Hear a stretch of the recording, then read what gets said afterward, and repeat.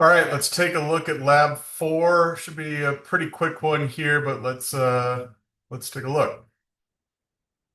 All right, lab 4 spends a lot of time with climographs, some of my favorite content, but I won't belabor you with that. But we'll take a look at this. So starting off here, there's an image at the bottom of the screen showing you the a climograph. And without making it too much of a mystery, this climograph is for San Marcos. So you might recognize some patterns you would see for the weather in San Marcos, where we see that red line goes up through the summer, then down through the winter months, which would be an indicative pattern of most northern hemisphere climates, warmer in the summers, cooler in the winters. And then we see our precipitation distribution throughout the year. This is an average. The climograph is data over 30 years at least of data. So typically our wettest month is May.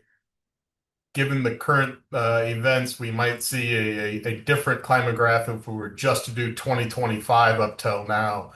We would definitely see a spike in June and July uh, precipitation averages, but this is over 30 years. So let's take a look at an example, then get you on about your day, get on with your bad selves. All right, questions 1 through 8 are very similar. The first question is going to ask you to find the average temperature in degrees Celsius first, and then it's going to ask you to get the total amount of precipitation in millimeters. So an average and then a total. I think you all know how to do averages and totals.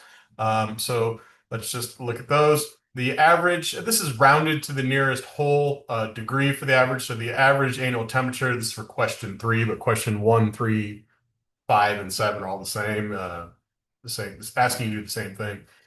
So the average temperature in degrees Celsius, if you add up all of these temperatures, is going to be right around 11. It's like 10.996 or something, but 11 will work. And then the total amount of precipitation, you're going to add all of the precipitation values in millimeters here and just get the total. So you just add them all together, and that's going to be 611.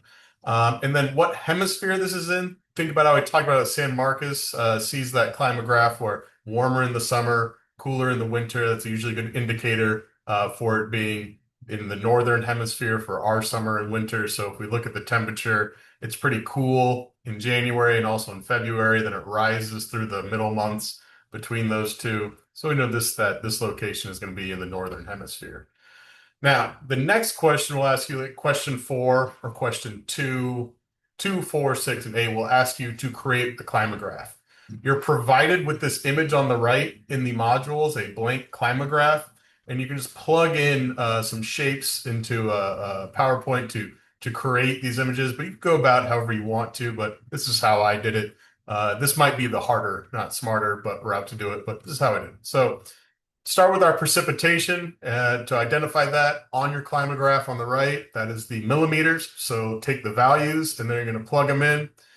So in January, you'll see that it is 53. Find 53 millimeters on this. There's 50, and you can get close. It doesn't need to be exact, but then I just plugged in a rectangle shape and got about there. So you're working out from the right value here and trying to land it about in the ballpark there. And then in February, you see it's 36. So a little shorter bar goes over there. You do that for March, April, May, June, July, August, September, October, November, December, and so on. Look at temperature. That is going to be the degrees Celsius on the left. I'm sure you're all observant enough to figure that out, but colors help me. So take our temperature data, and then we're going to map that as well. But this time, instead of bars, we're just going to do a line graph across. So first one here in January is 4.8. So you see the 5. Let's just add some to it. So I just added a line and I made it red to make this temperatures red, precipitation blue. Makes sense to me. Then you move across. So 4.8, then we're going to go to 5.1. So just up a bit. Again, it doesn't need to be exact. Just give a good visualization of the data moving up. And then to 7.1, 9.3, and then 12.3 in May. So you just move those through, and that will help you with all the questions 1 through 8. Then there's a few other questions just about identifying climates, but that's the long and short for those. You know the drill, rinse and repeat. Again, take your time with working through those questions, and good luck. Don't hesitate to reach out for any questions. I'll be in my office hours on Wednesday. Drop through if you have any questions, comments, or concerns. Stay well.